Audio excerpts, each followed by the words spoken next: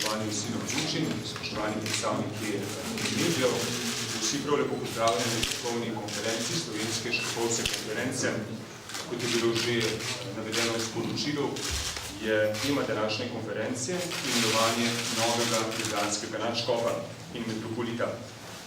Apoštolski nunci v Sloveniji, monsignor dr. Juliuš Januš, je sporočil, da je sveti oče papež Frančišek na današnji praznik svetega Frančiška imenoval patra Staneta Zoreta, za ljubljanskega nadškofa in metropolita. Sveti sedež je to informacijo pred nekaj minutami objavil tudi na svoji spletni strani. Pater Stane Zore, frančiškan, je bil rojen 7. septembra leta 1998 na Selah pri Kamniku v ljubljanski nadškofiji. Slovesnik za obljube je naredil primarški bratji frančiškani, v duhovnika pa je bil posvečen 29. junija leta 1985. Diplomiral je iz teologije na Ljubljanski teološki fakulteti, ter kasneje kot duhovnik opravljal službo rektorja, tako v Marijinem svetišču na Brezjah, kot tudi v Marijinem svetišču na Sveti Gori pri Gorici.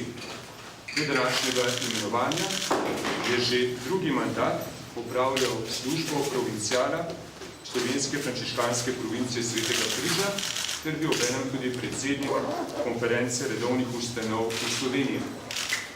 Novo imenovanje nadškofu monsignorju Stanetu Zoretu, ki je danes zjutraj že čestital predsednik Slovenske škofovske konference in dosedanji apoštolski administrator monsignor Andrej Glavan.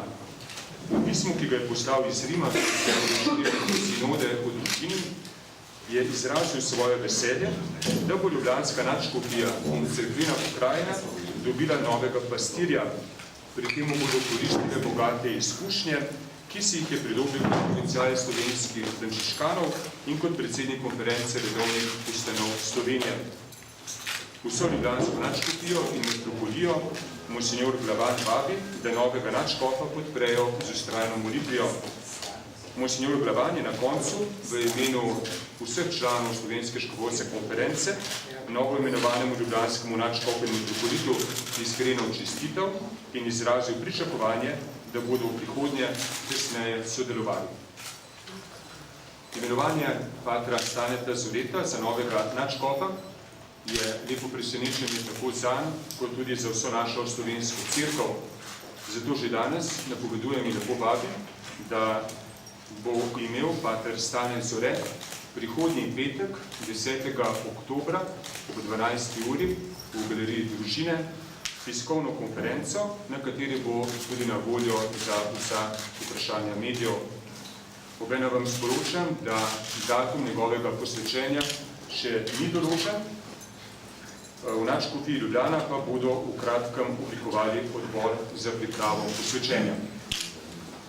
Pravkar sem dobil tudi čestitko novo imenovanemu ljubljanskemu nadškofu od kardinala Franca Rodeta.